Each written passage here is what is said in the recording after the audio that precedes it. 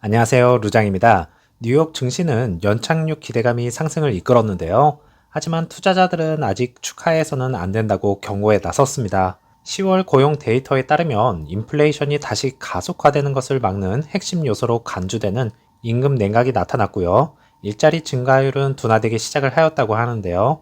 이로 인해 시장은 일반적으로 연착륙이라는 신호에 한 발 더 다가서게 되었지만 이는 경제가 경기 침체에 접어들면서 노동시장이 급락하고 실업률이 상승하게 될 것이라는 겁니다. 중앙은행의 목표인 인플레이션 2% 거의 오기는 했지만 아직 불안하다는 얘기죠.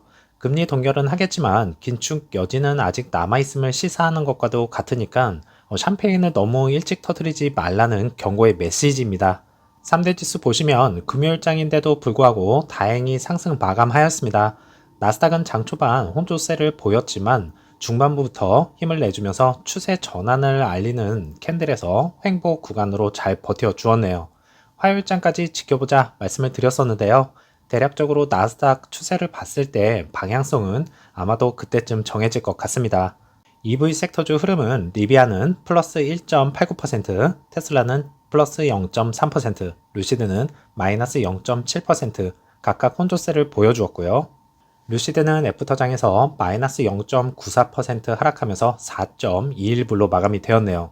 일분봉은 장 중반에 나스닥의 흐름을 따라가지 못하면서 마감을 한 점이 아쉬움으로 남아 있습니다. 오더플로우는 전체적으로 매도가 약간 더 많았고요. 루시드는 정말 대단한 종목인 것으로 다시 한번 확인시켜 주었는데요. 아시다시피 다른 제조사들 신모델 나오면 10% 상승은 그냥 먹고 들어가는데 루시드는 시장에서 반응이 좋은 SUV를 내놓고도 반응이 1도 없다는 점 정말 대단합니다. 일단은 2023년 생산 가이던스 하향 조정과 판매량 부진이라는 악재가 이 호재를 그냥 덮어버리고 있네요.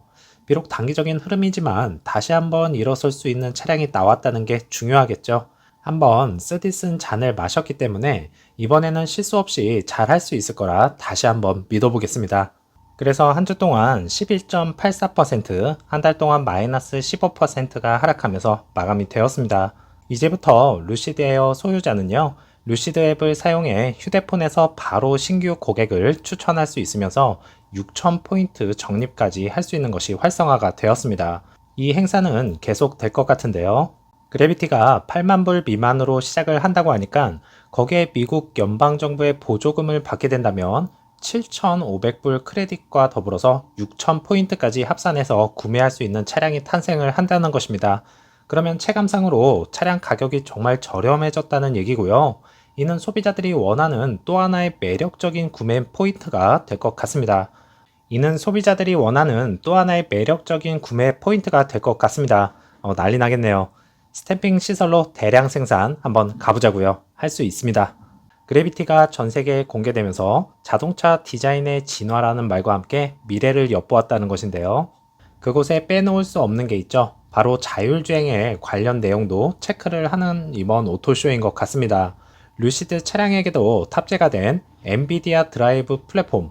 이것은 지능형 차량 특성은 물론이고 고급 자율주행 기능도 함께 지원하게 되어 있습니다.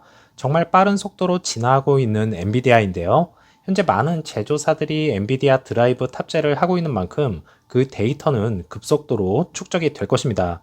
그러면 루시드 측으로서는 자율주행에 고전을 하고 있는 만큼 더 빠르게 진화할 수 있다는 얘기가 되겠죠. 그래서 최근에 루시드 측에서 다시 한번 빠르게 소프트웨어 업데이트를 통해서 한 단계씩 업그레이드 중이고요. 현재까지 차선 변경은 불가하지만 조만간 업데이트가 진행되지 않을까라는 기대감이 증폭되고 있는 중입니다. 최근 업데이트를 보시면 곡선에서 고속도로 보조 기능이 향상이 되었다는 것은 이제는 직선에서 곡선까지 더욱더 안정감을 되찾아주는 것이겠고요. 이것도 안정화가 되면 서서히 차선 변경이라는 업데이트 내용이 올라오지 않을까요? 이번 LA 오토쇼를 통해 럭셔리의 미래가 무엇인지 보여주었던 만큼 루시드 그래비티가 엔비디아 드라이브 플랫폼으로 구동되는 럭셔리 SUV 슈퍼카 성능과 인상적인 주행거리를 제공하여 제한된 배터리 용량에 대한 우려를 완화하였다고 말을 하네요. 차량은 공개가 되었고 양산까지 대략 1년 정도 시간이 있는데요. 양산 차량에는 어떤 변화가 있을지도 주목을 해야 되겠고 소프트웨어 측면에서 특히나 자율주행에 관련해서 어디까지 끌어올려줄지도 주목을 해야 하는 시기입니다. 예전에 그래비티 자율주행 3단계가 탑재될 것이라고 언급을 했던 만큼 그 약속 꼭 지켜줘야 하는 것이 에어 세단 드림 드라이브 프로 이벤트 때 그 실망감은 아직도 잊혀지지가 않으니까요. 이번에 놀라움을 자아냈던 만큼 꼭 성공의 길로 이끌어주기를 바라겠습니다. 우려했던 것과는 달리 8만 불이라는 가격적인 측면과 2025년 루시드 그래비티 440마일의 SUV의 여왕이라고 칭하고 있는 만큼 에어 세단이 비싸다라는 인식을 잠식시킬 수 있는 차량이 나왔다는 점에서 소비자들의 구매 욕구를 어떻게 하면 더 크게 당길 수 있는지 연구를 많이 해야 하지 않을까 싶네요.